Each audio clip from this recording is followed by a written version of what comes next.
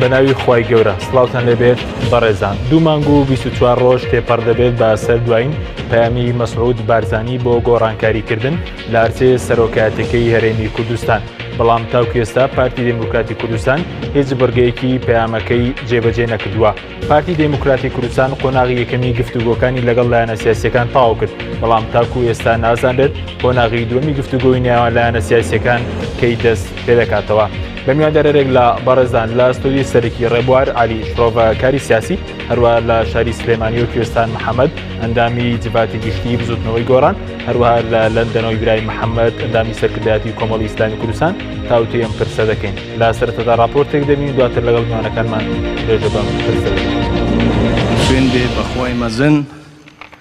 پارێزگاری لە مافەکان و دەستکەوتەکان و یەکڕێزی و بەرژەوەندیەکانی هاوڵاتیانی هەرێمی کوردستان بکەم و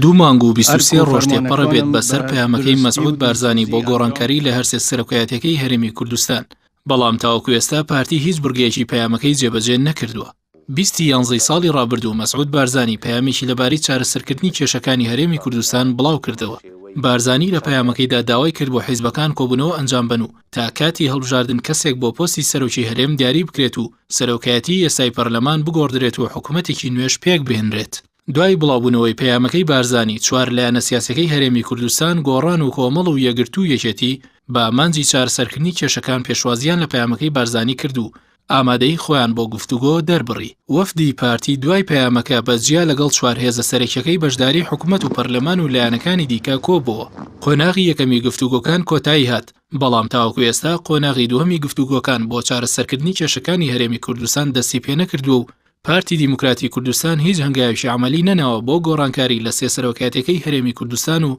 جۆرێک لە پاشگەزبوونەوەی پێوە دیارە. یوسف محەممەد سەرۆکی پەرلەمانی کوردستانیش لە دوایین پەیامی خۆیدا ئامادەی خۆی دەربڕی بۆ دەستبەرداربوون لە پۆستی سەرۆکی پەرلەمانی کوردستان بە مەرجێک گۆڕانکاریش لە پۆستی سەرۆکایەتی هەرێمدا بکرێت. قۆناغی یەکەمی دانوستانەکانی پارتی لەگەڵ لایەنە سیاسیەکان کۆتایی هاتوو، تا ئێستاش دەستپێکردنەوەی قۆناغی دووەمی کۆبوونەوەکان دیار نییە و نازانرێت ئایندەی دۆخی سیاسی هەرێمی کوردستان بەرەو چۆ ڕات. کاتکوشتن و ئەنجام نەدانی کۆبوونەوەی بەرهەمدار لە نێوان لایەنە سیاسیەکانی هەرێمی کوردستان لە کاتێکدایە تەمەنی پەرلەمان و حکوومەتی هەرێم 7 مانگی ماوە و بەپێی یاسای هەڵبژاردننی پەرلەمانی کوردستان ئەبێت لە مانگی ئەیلولی ئەمساڵ هەڵبژاردن ئەنجام بدرێت. جگەلەوەش هاوڵاتیانی هەرێمی کوردستان بوونەتە قوربانی قەیرانی دارایی و سیاسی هەرێم و لە بارودۆخێکی سەختدان.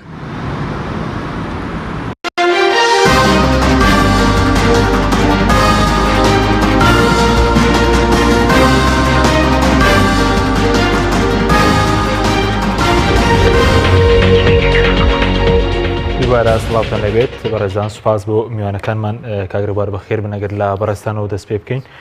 هۆکاری چیە کە دوای 2 مانگ و 24 ڕۆژ تاکو ئێستا هیچ کامێک لە بڕگەکانی پەیامەکەی بارزانی بۆ گۆڕانکاری لە هەرسێ سەرۆکایەتێکی هەرێم جێبەجێ نەکراوە؟ بەناوی خوای بەخشندە و میهرەبان، لە ڕاستیە هەر کاتی پەیامەکە خۆی لە قەیرانێکی گەورەیە بوو هەرێم و پارتی بۆ دەرچوون لەو قەیرانانەی کە تێیکەوتبوو بە تایبەتی لێدوانەکان و هەڵوێستەکان و پەکخستنی پەرلەمان و ئەو پێشاتە سیاسیانە ئەم پەیامە وەکو مژدە بەخشێک شتێکی باش بوو، بەڵام بەداخەوە کە هێتە سەرزەوی واقع و ئیشکردن لەسەری سەیرەکەی پارتی ئەجەندایەکی خۆی هەیە لەسەر ئەو ئەجەندایە ئەڕوا و ئەوێ هێزەکانی کەش جۆرێک لە جۆرەکان تەسلیمی ئەم سیاسەتە ببن و سەرنجام پارتی بەڕوونی بۆ نمونە کاک مەسعود لە ئەوروپا لە چاوپێکەوتنە تایبەتەکەی بۆ میدیا حیزبی سێبەریەکان بەڕوونی وتی کە جارێکی کە بە هیچ جۆرە لەگەڵ ئەم 5 حیزبە کۆ نابمەوە. یعنی ئەمە لەگەڵ پەیامەکە بەعکسەوە پێچەوانە بوو ئەم 5 حیزبە حکوومەت و گرێچۆرەکان لە دەستی ئەم 5 حیزبە تۆ لەگەڵیان کۆ نابیتەوە گەل کۆمەیەکی گەورە دروستە بێ کە دوای بەو ئاراستەیە بڕواکە سیاسەت ڕێژەکانی هەرێم تاگلایانە بڕیاری لەسەر بن. بەڕاستی ئەمەش گرێچۆرەی هەرێمی کوردستانە، هەتا ئەم هێزانە لەسەر ئەو عەقڵیەتە بن کە بە تەنها هەموو کێشەکانی هەرێم بڕیارە چارەنووسازەکانی بە تەنها بیدەن، ئەوە ئەنجامەکەیەتی کە هیچ شتێکی کردەوەی لێ ناکرێ. جەولەیەکی هەڵبژاردن بوو خەڵک ومێدێکی بۆ دروست بوو کە بەڕاستی ئەم جارە شتێک بکرێ سێ سەرۆکایەتەکە بگۆڕێ ئەمە قسەیەکی زۆر ڕوونە و نەخشە ڕێگایەکی زۆر باشە بەڵام کە یێتە جێبەجێکردن بەداخەوە دوای ئەو سیاسەتە پەیڕەوەکرێ کە هێزێگەیەوێ باڵادەستی خۆی بسەلمێنێ و بەداخەوە ئەگەر دوو بەرامبەری هێزە بن هێزی بینەکانیش سیاسەتێکی ڕوونیان نییە کە بە ئاشکرا بزانی چیانەوێ ئەم هێزانەی تر ئەتوانم بڵێم کە لە بینان یعنی ئەوانی سیاسەتێکی یەکلاکەرەوەیان نییە و تەسلیمە بن دوجار بەو ئەمری واقعی کە تەنها هێزێک لە کوردستانە نەخشە ڕێگای بۆ بکێشێ بێم هێزانەی کە تەسلیم بن ئەمە بەڕاستی یعنی دواپەیامی پارتی دیارە کە داوای ئەوە کە سەرۆکایەتی هەرێم لەبەرەوەی هیچ کەسێ پاڵێوراوی نییە هیچ کەسی ئامادە نییە بڵێ من سەرۆکی هەرێمم ئێستاش کوردستان لەم بارە ئاڵۆزایە کە چۆن بەرهەمەکانی دوای شەڕی داعش بچنێتەوە لەبەرەوە من وایە بینم یعنی جۆرێک لە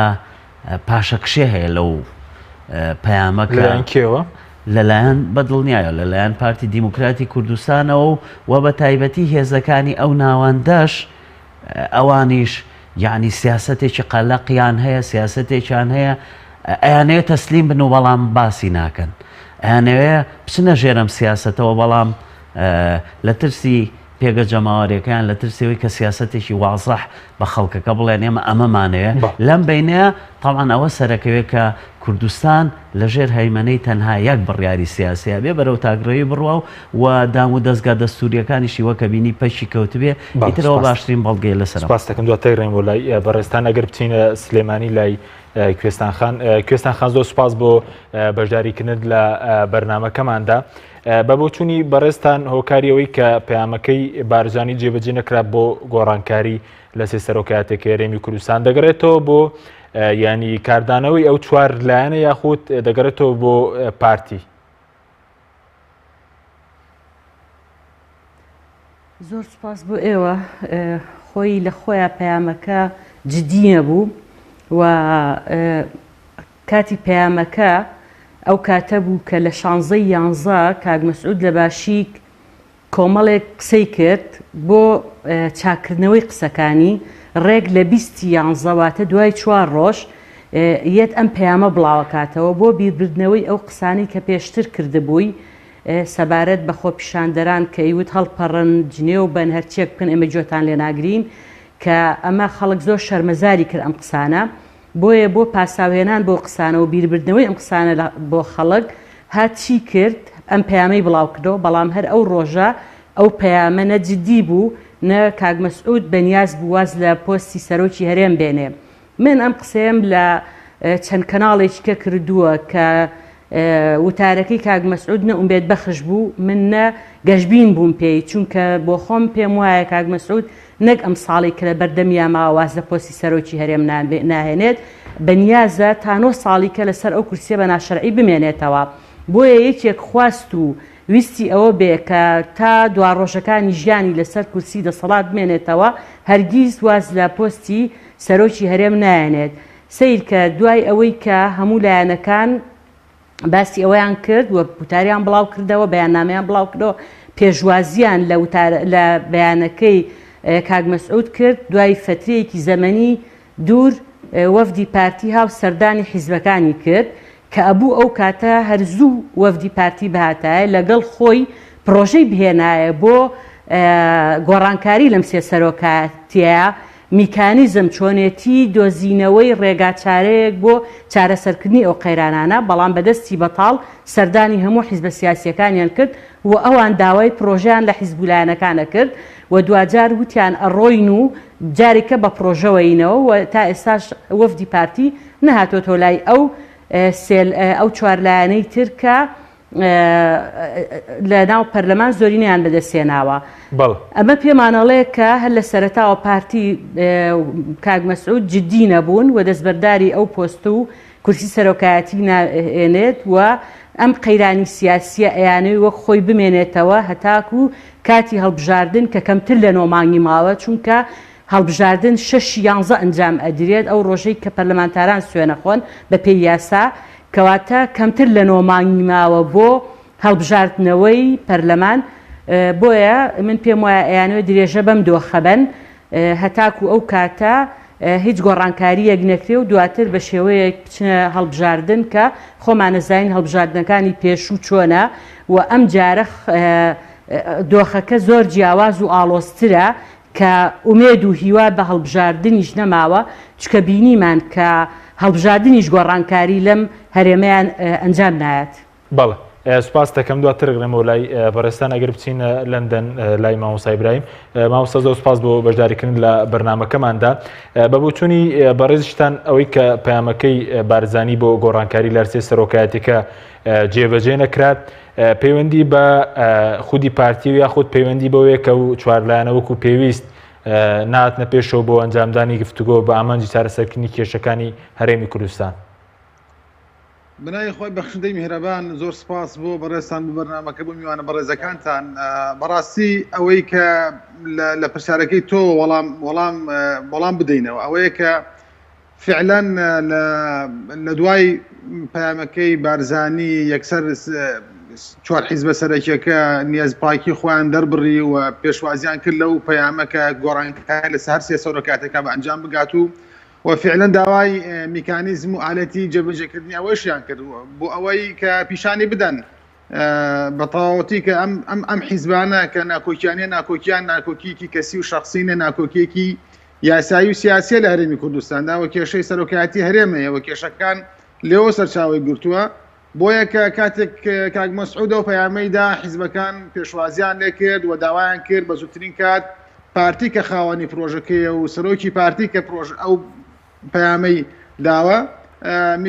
بێن میکانیزمی بێن بۆ لای حیزبەکان و جێبەجێ بکەن. بەڵام بەداخەوە بینیمان ئەو بۆ مدەی 3 مانگ دەڕوا ئەو پەیامە هاتوتە بوون و بەڵام هیچ ئیرادەیەکی تەندروست نییە و ئیرادەیەکی ڕاستەقینە نییە بۆەوەیکەوە بتوانێت ئەو پەیامە بە لە بواری عملیدا جێبەجێ بکات. بەڵێ دایانەوێت پەیامەکە وەکو خۆیان دەڵێن بخەنە سەر ئەرزی واقع بەڵام بۆ شێوازی دەیانەوێت کە پارتی دەیەوێت. بەڕاستی ئەمە ناکرێت کە لە کاتێک کاتم لەسەر بێزی گفتوگۆ چەندی لایەن تێدا تۆ داوای ئەوە بکەیت تەنها ئەوەی کە تۆ دەتەوێت بێتە بوون. بەڕاستی ئەمە لە دنیای سیاست و لە دنیای گفتوگۆدا ئەمە نابێت بۆ شێوازە نیە بەڵکو دەبزانی واقعەکە چی دەخوازێ و چی گۆڕانکارێک لە ئارەدایە و ئەو گۆڕانکارانە چی دەخوازن تۆ لە ڕوانگەی ئەوانەوە بێ داکۆکی بکەیت. بۆیە من ئەوەی کە ئەدەمەوێت بڵێم ئەوەیە کە پارتی بەڕاستی ئیرادەیەکی ڕاستەقینەی نەبووە بۆ ئەوەی کەوا ئەو پەیامەی سەرۆکی پارتی دیموکراتی کوردستان لە 20 2016 دای بیخەنە بواری عملی بەڵکو مماطەلەی پێوە دەکەن و مماطەلەیەش دانەوێت لەگەڵ هێزێکی سیاسی تر یا دوو هێزی سیاسی تر لە هەرێمی کوردستانە بیان و کۆمەڵێک دابشکاری و برابەشی بکەن لە پۆستەکانە بۆ شێوازەی کە خۆیان دانەوێت و وەکو انتقامی سیاسی بەرامبەر بە هەندێک هێزی سیاسی بەکاری بێن کە ئەمە کارێکە نەک لەگەڵ پەیامەکەی ناوڕۆکی و پەیامان ناگونجێ بەڵکو لەگەڵ واقعی هەرێمی کوردستانە نایەتەوە و ئەزمەکان قوڵتر دەکا وەک لەوەی چارەسەری بکە. زۆر باشە بەس بەرەزوتت پارتی دەیەوێت بەو شێوازی خۆی پەیامەکەی بارزانی جێبەجێ بکات یانی ئەو بەچ شێوازێک دەیەوێت جێبەجێ بکات؟ زۆر ڕوون و ئاشکرایە مانەوەی بارزانی لە پۆستەکەی خۆی و دەستگرتن بەسەر ئەو ناوەندە هەستیار و گرنگانەی و پۆستانەی کە لە دەستی پارتی دیموکراتی کوردستانی خۆی بمێنێتەوە و ئەو بێبەشی لایەنە سیاسیەکاندا نەک هاوبەشی ڕاستەقینە بە لایەنە سیاسیەکان بکە. ئەڵبەتە ئێستا لە هەرێمی کوردستانە بەڕوون و ئاشکرایی دیارە تاگرەوێکی بەڕوونی دەبینە لە پرۆسی سیاسیدا کێ بڕیاری سیاسی بەدەستدا کێ دەیەوێت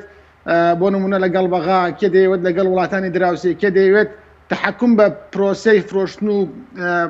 کۆکردنەوەی پارەی نەوت بکە. پارتی دیموکراتی کوردستانە و ئەوان نایانەوێت لەگەڵەوەی کە لە سەرۆکاتی هەرێم بەدەست لایەنێکی ترەوە بێ و نایشانەوێت ئەم مەلەفە گرنگانە و مەلەفی ئاسایشی هەرێمی کوردستان برێتە لایەنێکی تر و بەڵکو دانێ خوان تحکم جوکە ئەم تحکومکردنە وا دەکات کە ئەوان دانێ گۆڕانکارەکان بۆ ئاڕاستەیە بێت کە ئەوان ئەو پۆستانیان دەستا بێنێتەوە و ئەگەر بێت و لایەنە یا دوو لایەن یا سێ لایەنتر هات لەگەڵانە بۆ پرۆسەکە بکەن ئەگینا درێژە بەم واقعە بدەن کە لە خزمەت و لە قازانجی ئەوانە تاکو انتخابات و لە انتخاباتیشە دیارە ئەنجامی هەڵبژاردنەکان تحکومەکە کە بۆی کەوا چۆن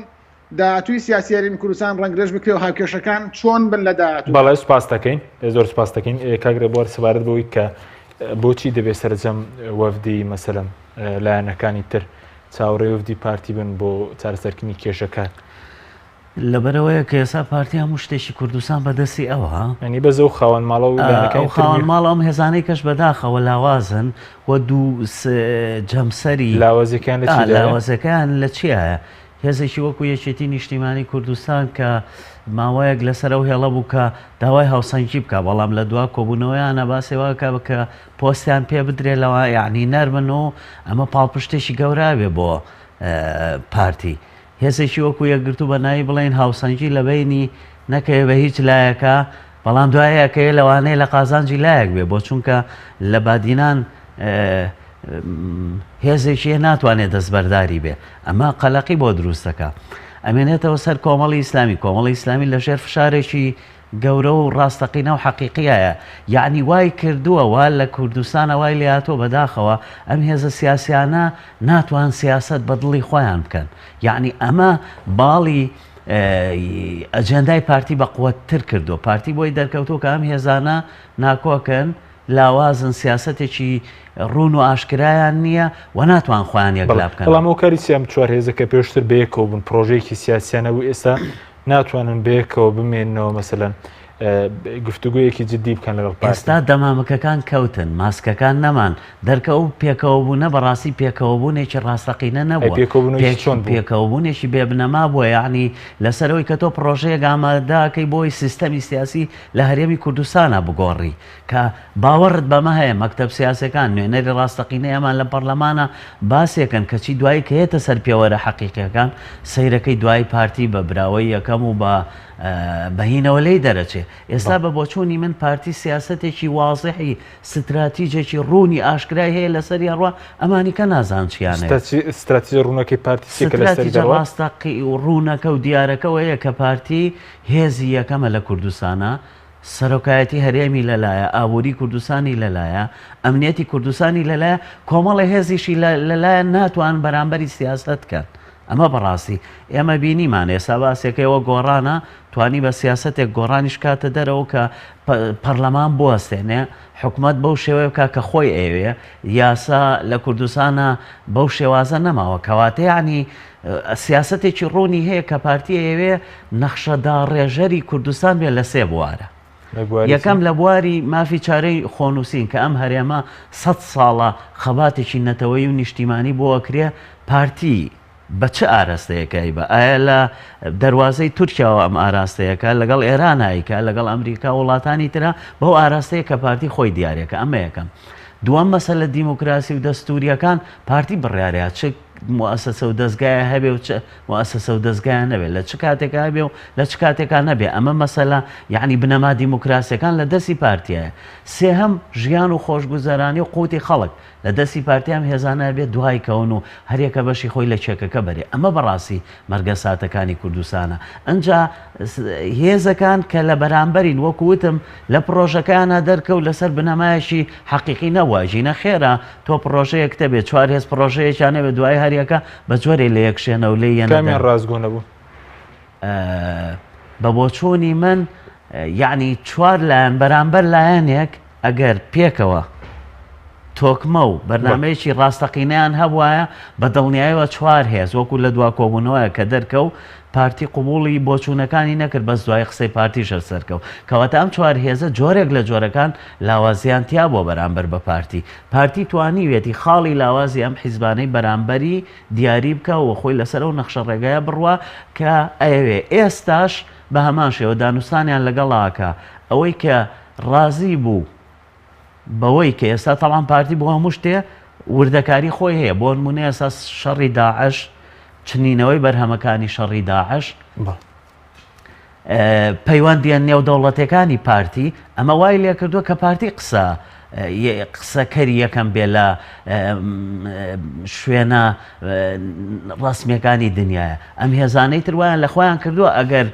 ئەو کێشە قورسەشیە بوو بێ بەداخەوە ئێستا و کێشیان نەماوە. لەبەرەوە بە بۆچوونی من ئەم هێزانە ئێستا قەلەقیەوەن ئایا بە یەکجاری تەسلیمی پارتی بن بەبێ شەرموویتر نەترسن لە جەماوەر و لە هەڵبژاردنەکانیان یاخودەوەیە کە ئیتر کوردستان یەکلا بێتەوە. بەڕاستی وای لێبێ کە ئەمە معارەزەیە کۆمەڵێگەیە لەبەرەی ئەگەر وای لێبێ بەرەکان بڵێن جابێتەوە لەبەرەی میلەت و گەلایە و داوای سیستەمی دیموکراسی و گۆڕانکاری و گەشەکردنەکە و بەرەو مافی نەتەوەی هێزێکی کەشەیە خۆی نەخشە ڕێگاکانی وڵاتەکە بکێشێ ئێستا ئەم هێزانە لە بینی خۆیەکلاکردنەوەن بۆ ئەم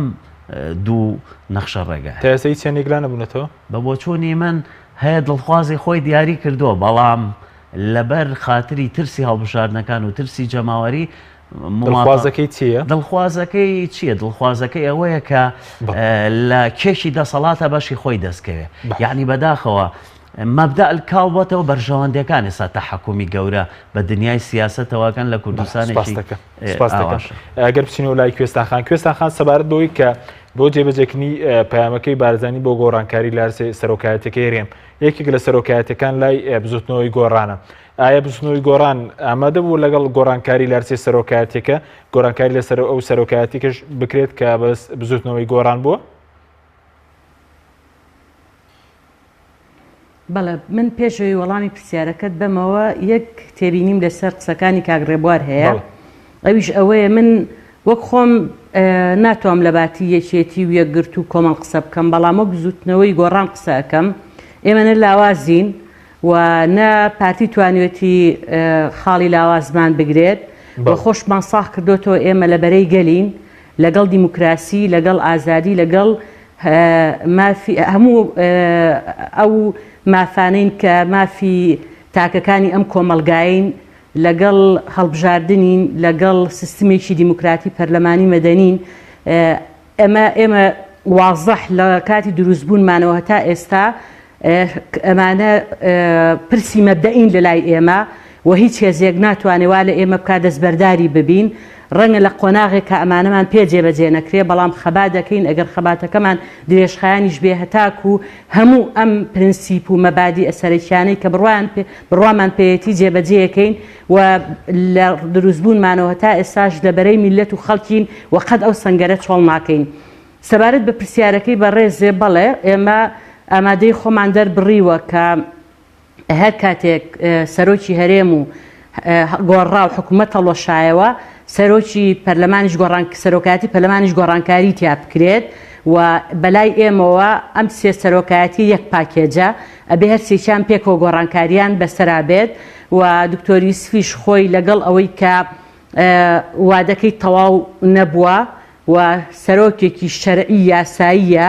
وەک سەرۆکی هەرێم نییە وادەکەی تەواو بوو بێ و ناشەرعی و نایاسایی بێ بەڵام لەگەڵ ئەوە شاخۆی کە سەرۆکێکی پەرلەمانی سەرکەوتوو خاوەن ئەزمون کەسێکی دەستپاک و کاری بە پەیڕەو کردووە و ویستوێتی پەرلەمان لە پەرلەمانێکی کارتۆنی و بکاتە پەرلەمانی خەڵک لەگەڵ هەموو ئەوانەشا کە جیاواز بووە لە سەرۆک پەرلەمانەکانی پێشخۆی خۆی چەند جار قسەی لەسەرەوە کردووە کە بەلایەوە ئاساییە ئەو ئەگەر بەرژەوەندی خەڵک و میلەتەکەی لەوەیە بێ کە واز لە پۆستی سەرۆکی پەرلەمان بێنێ وازی لێنێ بەڵام مەرجعی ئەو بزوتنەوەی گۆڕانە بزوتنەوەی گۆڕانیش پێی وایە ئەو سێ سەرۆکایەتیە پێکە و بە یەک پاکێج ئەبێ گۆڕانکاری تاوکو ئەو سێ سەرۆکایەتیە بڵین سەرۆکایەتی هەرێم کە ماوەکەی بەسەر چووە لەگەڵ سەرۆکی حکوومەت گۆڕانکاریان تێدا نەکرێت بزوتنەوەی گۆڕانیش ئامادە نیە گۆڕانکاری لە سەرۆکی پەرلەماندا بکات؟ نەخێر هەرگیز ناکرێت سەرۆکێکی ناشەرعی داوا لە سەرۆکێکی شەرعی بکە واز بێنێ و سەرۆکە شەرعیەکە واز بێنێ ئێمە ئەگەر لەگەڵ سەروەری یاسا و لەگەڵ دەستگا شەرعیەکانی خۆمانین نابێت داوایەکی وا قبوڵ بکەین لە سەرۆکێکی ناشەرعی بۆیە پێویستە ئەم سێ سەرۆکایەتیە پێکەوە گۆڕانکاریان تیا بکرێت و بە یەک پاکێت هەر کاتێک سەرۆکی هەرێم دەستبەرداری کورسیەکەی بوو هەر کاتێک حکوومەت هەڵوەشایەوە ئێمەش بەلامانەوە ئاساییە سەرۆکایەتی پەرلەمان گۆڕانکاری تیا بکرێت بەڵێ یعنی دەبێ هەمویان لێک کا دەماڵ گۆڕە بکرێت بە بۆ چوونیەوە یاخود کامیان پێشکامیان بکرێت یعنی لەکوێوە دەست بکرێ ینی یاخود هەمویان بەڵێ بە دڵنیاییەوە ئەمە یەکەم بەڵێ یەک پاکێجە و ئەمە پێویستی بە میکانیزم و ڕێکاری یاسایی هەیە ئەمە پێویستە پەرلەمان سەرەتا کۆ ببێتەوە و ئەو ڕێکارە یاساییانە بە کاتێک کە حیزبەکان ئیتفاقەکەن ئەم پەرلەمانیش ڕێکارە یاساییەکان دەستنیشان بکات و جێبەجێ بکات بۆ گۆڕانکاری لە سەرۆکایەتی هەرێم لە هەڵۆشانەوەی حکوومەت دواتریش لە سەرۆکایەتی پەرلەمان چونکە گۆڕانکاری لە سەرۆکایەتی هەرێم پێویستی بە یاسا هەیە هەروەها هەڵۆشانەوەی حکوومەت پێویستی بە دەنگدانی پەرلەمان هەیە دروستکردنەوەی حکوومەتێکی نوێ پێویستی بە دەنگی پەرلەمان هەیە و دوجاریش گۆڕانکاری لە سەرۆکایەتی پەرلەمانە بە دەنگی ئەندامانی پەرلەمانەکرێت. بەڵێ زۆر باشە بە بۆ چوونی بەڕێزت تا هەڵبژاردننی داهاتوو کە مانگی بڵین تا 6-11 پەرلەمانی کوردستان وادەکەی کۆتایی پێدێت ینی پێ دوایە گۆڕانکاریانە دەکرێن یاخود تازە تاو یعنی گۆڕانکاری ناکرێت و دۆخەکە بەم شێوە دەمێنێتەوە. من پێم وایە وەکو سەرەتا ئاماژەم بۆ کرد نە کاک مەسعود بەڕاستیەتی وازە سەر کورسیەکە یەنێت نە پەیامەکەشی پەیامێکی جدی بوو وەک کاک ڕێبوار و میوانەکەی کەتان ئاماژەیان بۆ کرد ئەگەر لایەنێک یا دوو لایەن لەگەڵ پارتی ڕێبکەون بەوەی کە گۆڕانکاری بکرێت ڕەنگە گۆڕانکاری بکەن بە دڵی پارتی بەڵام ئەگەر نەچنە ژێرباری ئەوە کە دەستبەرداری پرنسیب و مەبادیئەکانی خۆیان ببن دەستبەرداری پرۆژەکەی خۆیان ببن ئەو کاتە پارتی هیچی پێ ناکرێت تا هەڵبژاردننی داهاتوو کە 6-11 ئەنجامە دێت بەڵام ئەگەر ئەو لایەنانەی تر هەر لایەنێک دەستبەرداری پرنسیپ و مەبادیئەکانی بوو وازی لە پرۆژەکەی خۆی هێنا کە پرۆژەی چوارلایەنەکە بوو لەگەڵ پارتی ڕێکەوت گۆڕانکاریان کرد و کاتە گۆڕانکاریەکرێ ئەگەر نا ئەکەوێتە 6-11 بۆ کاتی هەڵبژاردننی پەرلەمان. بەڵێ سوپاس دەکەم بەڵێ بینەرانی بەڕێز ناوبڕێکی کورد وەرەگین دوای ناوبڕەکەمە ئەچین و لای مامۆستا ئیبراهیم لە لەندەن لەگەڵ مامێنەوە. بەرنامەی ئەمڕۆ با سپۆنسەری کۆمپانیای ئەسێ بۆ بازرگانی مۆبایل شیری ئەڵتونسا. ئەسێ یەکەمین مۆبایلی مارکەی کوردی کۆمپانیای ئەسێ بە لە بەرچاوگرتنی قەیرانی دارایی مۆبایلە تایبەتەکانی دەکاتە قستی مانگانە Q4 14,000 دینار Q5 17,000 دینار پەلە بکە بە بەخاوەنی یەکێک لە مۆبایلەکانی ئەسێ کە دوو مۆدێل و 4 ڕنگ لە خۆ دەگرێت بە قستی زۆر گونجاو ئەسێ پێشەنگی تەکنەلۆژیای نوێ.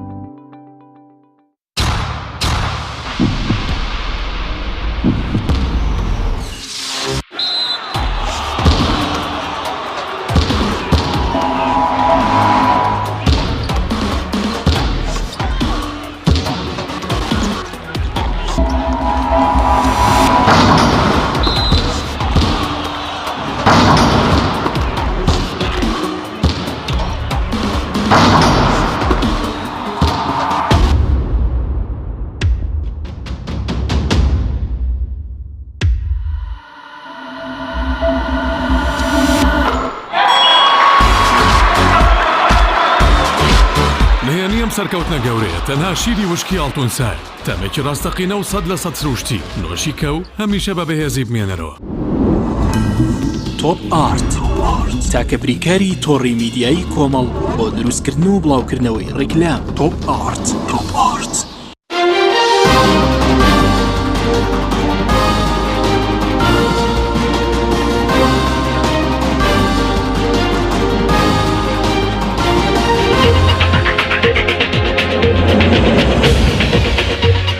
دووبارە سڵاوتان لەبێت بەڕێزان مامۆستا ئیبراهیم ئەگەر بگەڕێنەوە لای بەڕێستان پێشتر باسان لەوە کرد جۆرێک لە پاشگەزبوونەوە بۆ جێبەجێکردنی پەیامەکەی بارزانی لەلایەن پارتیەوە هەستی پێدەکرێت هۆکارەکەی چیە ئەم جێبەجێکردنی ئەم پەیامەکە لە خزمەتی پارتیدا نیە یعنی ئەگەر ئەم پەیامە جێبەجێ بکرێت وەک خۆی بەڵێ بێگومان لە خزمەتی پارتی دیموکراتی کوردستانە نییە چونکە بێگومان ئەوەی کە پارتی شەڕی لە سەرەکە بریتە لە سەرۆکایەتی هەرێم و بریتە لەو پۆستانەی کە ئاماژەم پێکرد لە پێشووە لەم بەرنامەی بەڕێستان چونکە ئەو پۆستی سەرۆکایەتی هەرێم کە سەرچاوی کێشەکانی هەرێمی کوردستان بوو لە دوای لە ساڵی ڕابردوو تاکو ئێستا و ئەو پەیوەندە سیاسی نێوان پارتە سیاسەکانی هەرێمی کوردستان تێکچوونی بە خۆی و بینی و پەرنەوان پەک خراو کۆمەڵێک بارودۆخی نەخوازراو لە هەرێمی کوردستان هاتە بوون و دەستبرا بۆ موچە و قوتی خەڵکی بەڕاستی پێم وایە لەوە سەرچاوەکەی کە سەرۆکایەتی هەرێمی کوردستان ئەو یاسایی کە بۆ نێراو یاساکە تا مودەی سەرۆکایەتی بارزانی تەواو بوو ئەو تەواوبوونەش وای کرد کە پارتی دیموکراتی کوردستان دەست بە کورسەکە بگرێت و وازی لێ نێنێت و ئێستاش لەو پەیامەوە کە خۆی خودی بارزانی باسی لەوە کردەوە کە گۆڕانکاری لە هەر سێ سەرۆکایەتێکە دەبێت بکرێت ئەمە ئەوە دەگەنێت کە یەک پاکێج بوونی ئەم بابەتانە بەڕاستی ئەوە دەکات کەم گۆڕانانە بکرێت کە ناکرێت دیارە بە دڵی پارتینیەوە پارتیش نایە بیکە و بە دڵنیاییشەوە ئەگەر بۆ ئاقارە بڕوات کە دەڵێن با کەسێکی تربێت با خەڵکێکی تربێت ئەمانەکە بەڕاستی بەو شێوازە ناکرێت چونکە لە دنیای دموکراسیدا کاتێک کە تۆ وادەکە تەواو دەبێت و لە بەپێی یاسایش دیاری کراوە کێ لە دوای تۆ پۆستەکە وەردەگرێ ئەمە ئەوە دەگەێنێت کە تۆ نابێت بە پۆستەکەەوە بگری کە دەست بە پۆستەکەەوە دەگریت دیارە فعلەن بەو شێوازە نییە کە گۆڕانکاری بکرێت دەبێت بارزانی لە پۆستەکەی لاچێەوە کەسێکی تر کاندید بکردەوە کەسێکی تر بێتەوە مەدان یان لە ناو پەرلەمانەوە فعلان یاساکەی یاسای سەرۆکاتی هەرێم هەموار بکرێتەوە و دیسانەوە لە ناو پەرلەمانەوە یان بە شێوەی هەڵبژاردن کە لایەنە سیاسەکانە سەری ڕێک بکەون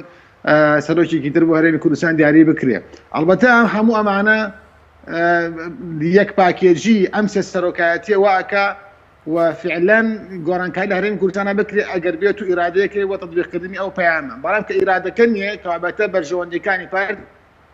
دموکراتی کوردستان لەم پرۆسەی نوێدا دەکەوێتە مەترسیەوە کە بکەوێتە مەترسیشەوە بێگومان ئەوان ناچنە مەیدانێکەوە کە لە سەرەتاوە بزانن زەرمەندی یەکەم خۆیانن لە سەرەتاوە بزانن و پۆسانەت لەدەست دەرەچێت لە سەرەتاوە بزانن کە بە ئاراستەی ئەوە نییە کە ئەوان دایانەوێت بۆیە هەمیشە هەوڵی ئەوە دەدەن لە دانوستانن لەگەڵ لایەنە سیاسەکانە کە ڕۆشتونەتە لای لایەنە سیاسەکان و پێیان وتون کە فعلەن ئێمە هاتوین بزانین پرۆژەیەکی نیشتیمانی ئامادە بکەین بەبێ ئەوەی ئاماژە بکەم چۆن ئەم سێ سەرۆکایەتی گۆڕانکاریتان بکرێت و هەموو ئەم قسانش قسەی مەتاتین چونکە ئەگەر بێت و پرۆژەیەکی نیشتیمانی ئامادە بکرێت بە ساڵێک و 2 ساڵ و ئەمانە بۆ شێوازێک ئەوان ناکرێت لە مودەی 3 مانگا یەک جاراتونەتە لایەنە سیاسەکان لە مودەی 3 مانگا یەشتا دیار نەمیکانزمیم گۆڕانکارە نەچێت لە مودەی 3 مانگا نازانڕێ ئاڕاستی ڕووداوەکان بەرەوکێو دەچێت لە مودەی 3 مانگا هەوڵی تر هەیە بۆ ئەوەی کەوا لایەنەکان بەرکەنار بگیرن هەوڵی ئەوە هەیە کە ئاماژەم پێکرد کە پارتی لەگەڵ هێزێکی تری سیاسی بێنەوە دیسانەوە 50 بێن لە مەدان کە ئەمە قد عفى عنها الزمن يعني مە تەواو بووە ڕۆیشتووە ناگەڕێتەوە جارێکی تر دوو هێز بتوانن لە هەرێمی کوردستانە تەخشان و پەخشان بەسەر و سامانی ماڵ خەڵکەوە بکەن بتوان هەرچی پۆستێ لە بەغدا و لە هەرێمی کوردستان تەنها بۆ خۆیان ئەو خۆناغە بەسەر چوو ئەمە خۆشان باش دەزانن بۆیە لە پەیامەکانیشانە کە لایەنە سەرکردەکانەوە دەدرێت دەڵێن ئێمە ئەگەر بێت تۆم دوولانە ڕێککەوین ئاسانکاری بۆ لایەنەکانی تریش دەکا کە ڕێککەوین بەڵام نەخێوانە چونکە ئەگەریەوە بیان و بەو شێوازە بێ ڕێککەون کە خۆتانەتانەوێ و خەڵکیش بێن پرسە گورگانێکی پێ بکەن و بیان بانیکەنە دێن ناو ئەمەلە سیاسیەکەیان نەعامەسی بەڕاستی و چارەسەر کێشەکان ناکا و کێشەکان بەردەوامی دەمێنێتەوە ئەم دوو لایەنە یا سێ لایەن بڕۆن کێشەی سەرۆکاتی هەرێم بەردەوام پێ بدەن و سەرۆکاتی بۆ سەرۆکی پارتی دموکراتیەکان درێژ بکەنەوە بۆ مودەی 2 ساڵی تر یا 3 ساڵی تر یا 4 ساڵی تر یا 9 ساڵی تر یا 8 ساڵی تر بەڕاستیەوە ناگات کە کێشەکە چارەسەر بووە بەڵێ زۆر باشە بەس مردوێنێتە لە بەرزی لایەنە سیاسیەکان بەڵێ بەڕێزت تەنە خوێندنەوەیکی بەڕێستان ئەوەیە کە ئێستا مەسەلەن جگە لە جێبەجێنەکردنی ئەم پەیامە هەوڵ هەیە کە لەلایەن دوو لایەنیان سێ لایەن ینی حکوومەت و پەرلەمان دابڕێژێتەوە ئەمە زانیاریە و لە واقعدا بوونی هەیە کاکە دەستگاکانی ڕاگەیاندن هەموو شتێ ئێستا دەخەنە سەر ڕووپەڕی ڕۆژانەی خۆیان ینی بڵاوی دەکەنەوە دانیشتنی پارتی و یەکێتی لە مودەی ڕابردووە و دەنگۆی بڵاوبوونەوەی کە تەرحی پارتی بۆ یەکێتی کە بێت و بە شێوازی پێشووتر حکوومەتیان لەگەڵا پێک بێنەوە سەرۆکی پەرلەمان وەربگرن و وەکو وایە سەرۆکی پەرلەمان سەرۆکاتی پەرلەمان و پۆستەکان تەنها موڵکی لایەنێکی سیاسی بێ دوو لایەنی سیاسی بێ ئەمانە هەمووی ئاماژەی سەرەکین کە ئەمە هەوڵێکی جددی لە ئارادایە بۆ ئەمە بەڵام ئایا چەندێک لایەنی سیاسی بۆ نمونە یەکێتی نیشتیمانی دەچێت لەگەڵ پارتی دموکراتیان ئەمە دەکاوە دەمێن سەر یەکێتی نیشتیمانی کوردستان دەبێت پرسیار لە ئەوان بکەین و پرسیار لە پارتی دموکراتی کوردستان کە بزانین چی مەشروعیەکان پێوە بۆ یەکێتی نیشتیمانی کوردستان یا بۆ خەڵکی تر لە سیاسەکانی تر بۆیە ئەم هەوڵە من بۆ باز هەوڵەکە دەکەم ئەم هەوڵە بەو ئاراستەی کە تەخشان و پەخشان و 50 نیو بە نیو 50 جاران بێن ئاراوە ئەمە ڕۆی ئەمە سەردەمی 25 ساڵی ڕابردوو نییە ئێستا سەردەمێکە کە لە کۆمەڵە هێزی سیاسی تر هەن کاریگەر لە هەرێمی کوردستان ئەم هێزە سیاسیانە ڕازینی بەو شێوازە تعامل لەگەڵ کای سیاسەکانە بکرێت لەگەڵ دامەزراوە سیاسەکانە بکرێت وە بێدەنگی ئەم لایەنە سیاسیانەش ئێستا ئەمە تاسەر نابێ خۆ دەکرێت ئەم لایەنە سیاسیانە تاکو قیامەتەر بم شێوازە بن چاوەڕێ بکەن کە پارتی دموکراتی کوردستان وەکو خاوەن ماڵ و هەمووی بە میوان بزانێت و ئیتر وا بزانێ ئیتر ئەو پۆستەکان بە خەڵکی دەدات و بۆن نمونە کە باز دەکەم کە تەرحی سەرۆکی پەرلەمانەکە بۆ یەکێتی نیشتیمانی کوردستان یا بۆ لایەنێکی تر ئەم تەڕحکردنەوە دەخوازێت کە ئەم خاوەنی هەموو شتێکە و خەڵکی تریش دەبێت چاوەڕێی بەشکە لە ئەم نابێ وابێکن چونکە لە عملی سیاسیەکە ئەم پارتە سیاسیانە لە هەند لە هەرێمی کوردستانە مشارکی عملی سیاسی هەمویان پێکەوە بڕیاردن ئەسڵەن ئامانجی پارتی سیاسی بێتێ لەوەی کە لە عملی سیاسیا و لە ناو دامەزراوە سیاسیەکان نابن ئەمانیش بەشدار لە عملی سیاسیەکە ناو پەرلەمان عملێکی سیاسیا کردووە و بە پرۆسەی دەنگدان هاتووە ناو پەرلەمانەوە وەلا ڕوانگەی ئەوەی شۆ پۆستیان گردە لە حکوومەتە بەڵێ زۆر سپاس ئاڕاستی بۆ شێوازێک کە خۆمان دەبینین بەڵێ سپاس دەکەم کاگرەبارگە بکەرم وڵای بەرەزت بەوە چوونی بەرەزیشت ئەو خوناغە بەسەر چوو کە کوردستانیان دوێز بەرەوری یاخود ئێستا ئێمە خەریکین بەفعلی ئەو دوێزە دەگەرێنەوە بۆم خۆناغە خۆی قسەکەی کاگیرایم تەواوە یعنی یەکێتی پارتی وەکو جاران ناتوانن ئەوەی کە بۆیانە چوە سەر بڕوا ئێستا پارتی یعنی پارتیش خۆی کەوتۆتە کێشەوە لەمانەوە نەبێ بڵێ ئەویش لەوەی کە سیاسەتەکانی بەو نەخشە ڕێگایی کە خۆی هەیەی بۆی ناچێتە سەر چونکە لەبەرەوەی دام و دەستگا شەرعیەکان پەشیان کەوتووە و لەسەر ئەوانیش قبوڵە بۆ کوێستان خان حەزم کرد لێرەوە ئەو یعنی ئەو گفتوگۆیە بکەین ئەوە دیارە دوو جەمسەری کێشەکان پارتی و گۆڕانە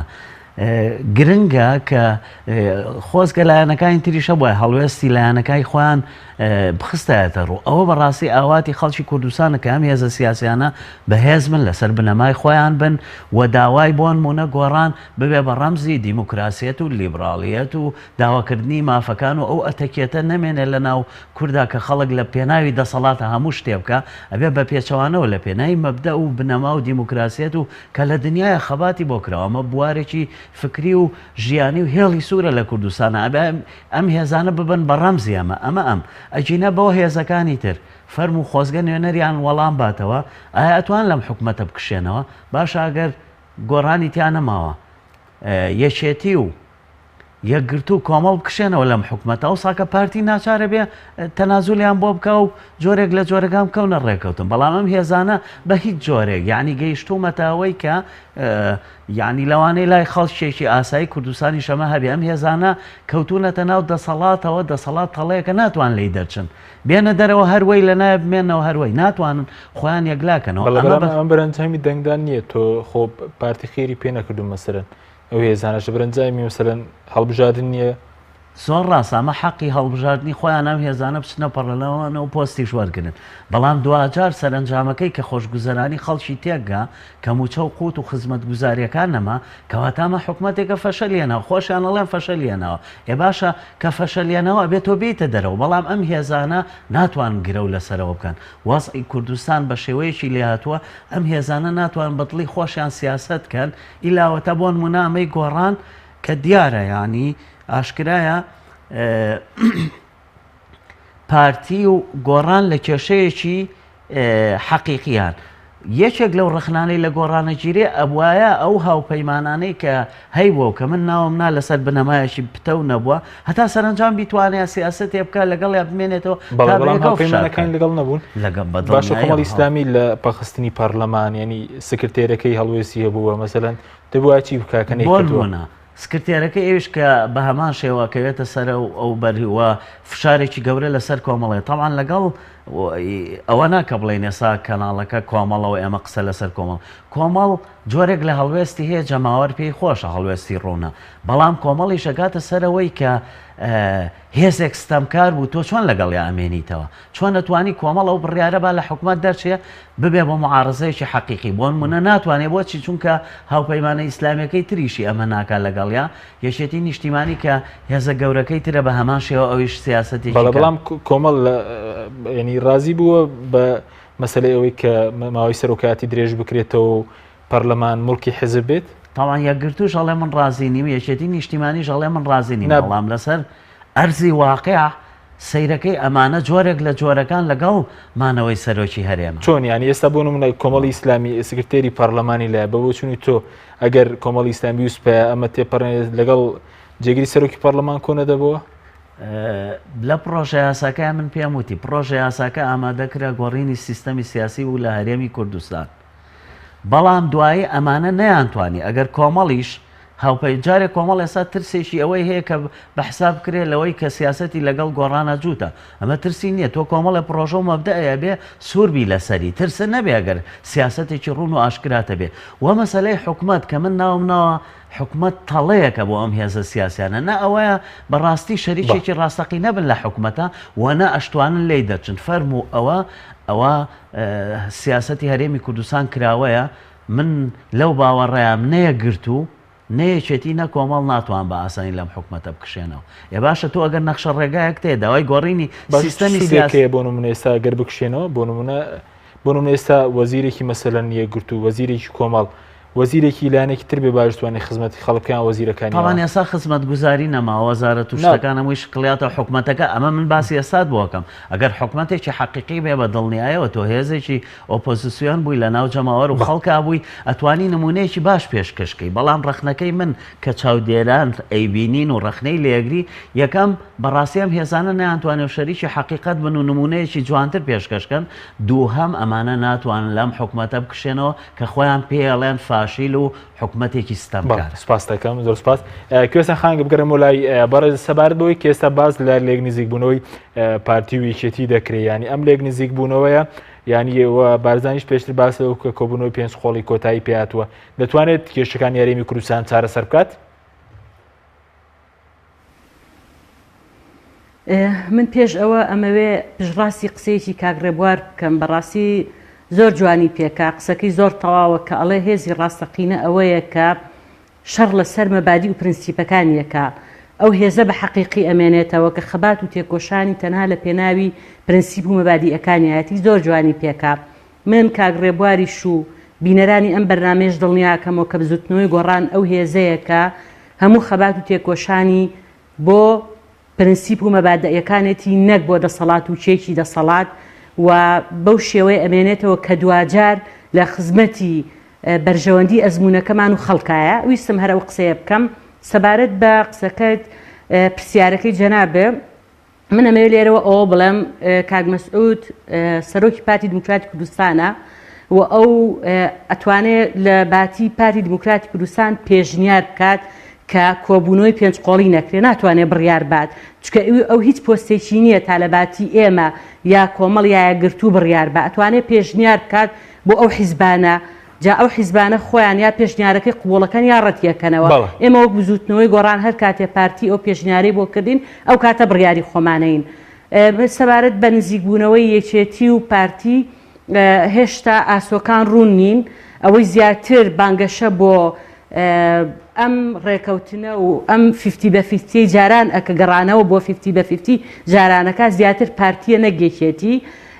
و هیوادارم یەکێتی لەسەر پرینسیپ و مەبدەکانی بمێنێتەوە و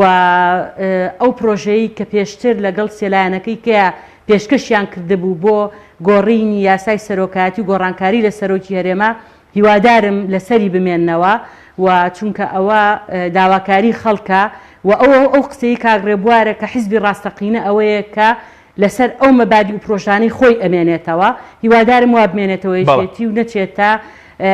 تەڵەی دەسەڵات و تەڵەی پارتیەوە کە جارێکە بگەڕێنەوە بۆ 50/50 و بەشداری یەکێتی بکات لە حکوومەت نەک هیکادە هاوبەشێکی ڕاستەقینە بۆ ئەوەی کە ئێمە بتوانین ئەم هەرێمە بەرە کەناری ئارام بەرین و قەیرانی سیاسی چارەسەر بکەین بە دوایە قەیرانی دارایی و ئابووری و کێشەکانی خەڵک چارەسەر بەڵێ زۆر باشە کوێستان کاتمان زۆر بە کورتیمەوە بەڵام بەڕێز باس لە سووربوونی بزوتنەوەی گۆڕان کرد ئەی لایەنەکانی تر کە لەگەڵ بزوتنەوەی گۆڕان مەسەلەن یەک پرۆژیانە بۆ نمونە کۆمەڵی ئیسلامی ئێوە بزوتنەوەی گۆڕان گلەیتان لە هەڵوێستی کۆمەڵی ئیسلامی هەیە لەبارەوەی ئەوەی کە ڕێگری لە سەرۆکی پەرلەمان کرایانی هەڵوێستەکانی نانەخێر هەرگیز ئێمە گلەیمان لە کۆمەڵی ئیسلامی نییە بە پێچەوانەوە کۆمەڵی ئیسلامی تا ئێستا لەسەر پرینسیپ و مەبادیئەکانی ماوەتەوە و هاوشان لەگەڵ بزوتنەوەی گۆڕان خەباتەکە تێکۆشێ بۆ جێبەجێکردنی گۆڕانکاری لە هەموارکردنەوەی یاسای سەرۆکایەتی گۆڕانکاری لە سەرۆکایەتی هەرێم چارەسەرکردنی قەیرانی سیاسی و قەیرانی دارایی و ئابووری هیوادارم بەو شێوەی کە خۆی ڕاگرتووە و کێشی دەسەڵات تا ئێستانەی توانێت پەشیمانی کاتەوە لە پرینسیپ و بەرنامە و ئەو بانگەشانەی کە لە کاتی هەڵبژاردنیا کردویانە لێی پەشیمان نەبنەوە. بەڵێ سوپاس دەکەم، زۆر سوپاس. ماوەسا دوا پرسیارشم بۆ بەڕێستان سەبارەت بە مەسەلەی سووربوونی کۆمەڵی ئیسلامی لەسەر پرۆژەکەی خۆی. ئێوە سوورن لەسەر پرۆژەکەی خۆتان لە هەمواری یاسای سەرۆکایەتی هەرێم یاخود ئەوە پەیمانەتە لەگەڵ ئەو چوار لایەنە هەبوو بۆ یاسای سەرۆکایەتی هەرێم؟ وڵایی لە ڕاستیدا ئەوەی کە کۆمەڵی ئیسلامی لە ڕابردوو لە مودێ لە بەتایبەتی لە دوای پێشکەشکردنی پرۆژە بۆ گۆڕینی یاسای سەرۆکایەتی هەرێم و تعدیلکردنی تایدا و تا ئێستا هەموو جەماوەری هەرێمی کوردستان شاهدن کە کۆمەڵی ئیسلامی سوورتر و جەسوورتر بۆ لەسەر مەبدەئەکانی خۆ و بەڕاستی باجی مەبدەعانێکی دا و باجی ئەو کردەوانێکی دا و فشارێکی زۆر زەربەندێکی لەسرە. وەکو مامۆستا عەلی عەبیر دەڵێ ئێمە لەو کەسانە و لەو مادانە نین کە فشارمان بخرێتە سەر بشکەین و بنەوەین. ئێمە لەو کەسانین لەو مادانەین بەڕاستی کە فشارمان بخرێتە سەر تونتر و پتەوتر و پۆڵاینتر دەبین و بەو پۆڵایانی بۆ پتەویە و بەو تونتریەمان بەڕاستی لەسەر مەبدەئەکانمان بەردەوامە کۆمەڵی ئیسلامی و ئەو بەردەوامیشی بە بەڕوون و ئاشکرایی دیارە پێویستی بە ئێڤیدنس و بەڵگە و دەلیل و ئەم شتانە ناکە. و کۆمەڵی ئیسلامی ئێستا جەماوەریان هێزێکە کە بەڕاستی مەقبولیەتی زیاتر و خۆشەویستتر دڵی جەماوەردا و بەڕاستی لەگەڵ ئەو دەنگانەی کە پێی دراوە لەگەڵ ئەو وەرکەی خراوەتە سەرشانی بەڕاستی ئەوەندەی کە پێی کراوە توانێتی خزمەتی جەماوەری هەرێمی کوردستان بکە و خزمەتی پرۆسەی سیاسی بکە و لە خزمەت لە پێناو خزمەتی پرۆسەی سیاسی و لە پێناو خزمەتی خەڵک و ژینی خەڵک و دێنی خەڵگارەمی کوردستان بەڕاستی کۆمەڵی ئیسلامی بەردەوام لە باشداندا بووە و پێم وایە ئەو مەبدە سووربوون لەسەر مەبدەئانەشی کە هەیەی وای لێ دەکا بەردەوام لایەن ئەو لایەنانەی کە قەڵسن بە کۆمەڵی ئیسلامی باڵوێستەکانی کۆمەڵی ئیسلامی فشارەکانیان زیاترەکەن یان بەنیازمن زیاتری بکەن و یا تەریکی بکەن یا بە جۆرێک لە جۆرەکان ئەوەی بکەن کە لەو پرۆژە و مەبدەئانەی خۆی پەشیمانبێتەوە کۆمەڵی ئیسلامی لەسەر مەبدەئەکانی خۆی لەسەر بنەماکانی خۆی لەسەر بنەمانەی وەکو مامۆستا عەلی عەبیر وتوێتی پتەوتر و پۆڵاینتر و بەهێزتر دەبین. بەڵێ زۆر سوپاس بۆ ڕێک لە بەڕێزان ئیبراهیم محەممەد ئەندامی سەرکردایەتی کۆمەڵی ئیسلامی کە لە لەندەنەوە لەگەڵ مامی. زۆر سوپاس بۆ بەڕێستان، زۆر سوپاس بۆ کوێستان محەممەد ئەندامی زیڤاتی کوردستانی گۆڕان کە لە سلێمانیەوە لەگەڵ مابوو. هەر زۆر سوپاس بۆ ڕێبوار عەلی شرۆڤەکاری سیاسی کە لە ستۆدیۆی سەرەکی لەگەڵ مابوو. سوپاس بۆ بینێرانی بەڕێز، سوپاس بۆ ئەو کارەدەم تا بەرنامەیەکی تر خواتان.